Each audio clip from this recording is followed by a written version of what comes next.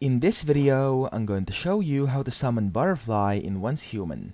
So firstly, you have to have your butterfly kinda put in an isolated securement unit. So you have to have it in there. Then what you want to do is walk up to that securement unit, the isolated securement unit, press F, and in here, you want to click on where it says Sync to Cradle, okay?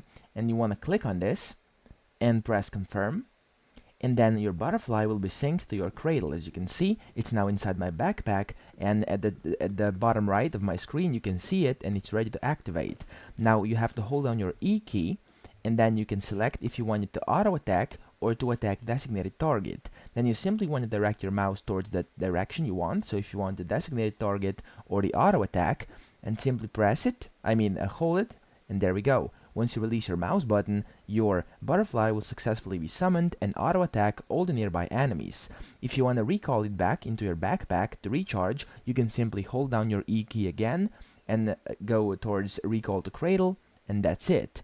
Now, as I said, you can also put it as designated target, whatever you want. That's basically how you summon your butterfly.